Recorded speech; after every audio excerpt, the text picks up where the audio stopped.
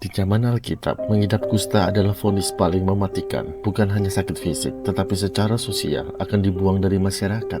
Mereka harus tinggal di tempat pengasingan. Keluarga biasanya masih datang. Mereka membawa makanan dari luar pagar kawasan pengasingan. Cacat moral juga membuat seseorang terbuang dari masyarakat. Namun bedanya kali ini, bahkan keluarga sendiri pun tidak mau menerima. Inilah bentuk kesepian yang paling dalam. Perempuan Samaria yang datang ke sumur pada siang hari. Ini bukan waktu yang biasa dan tidak semestinya sendirian. Ini menunjukkan bahwa ia hidup dalam keterasingan. Dalam masyarakat agama, kesucian memang tujuan utama. Namun akibatnya kita sulit menerima orang yang jatuh dalam dosa.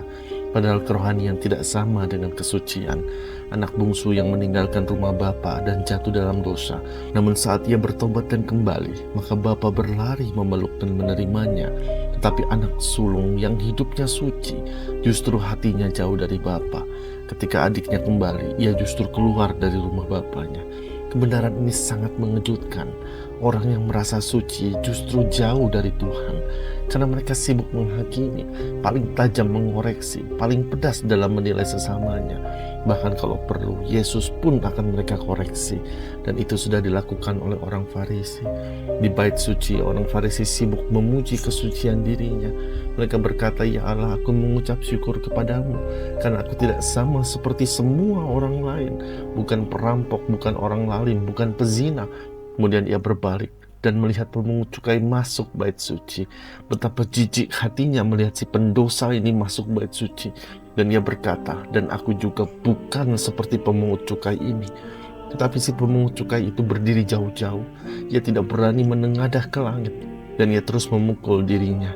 Kalimat lirih pelan keluar dari mulutnya, "Ya Allah, kasihanilah aku, orang berdosa ini."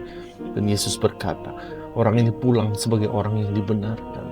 Kesucian tidak membawamu dekat Tuhan, tapi pengakuan tentang bobroknya diri dan betapa butuh akan belas kasihan Tuhan yang membuat Allah berkenan. Itu sebabnya kenapa kita memilih nama bejana retak. Kenapa bukan bejana yang telah dipulihkan? Karena bejana yang telah dipulihkan akan memandang dirinya sebagai pemenang. Tapi saat diri selalu mengaku bahwa kita adalah bejana retak, setiap hari butuh rahmat Tuhan, setiap hari butuh belas kasihan Tuhan. Kyrie eleison. Ya Allah, kasihanilah kami orang berdosa.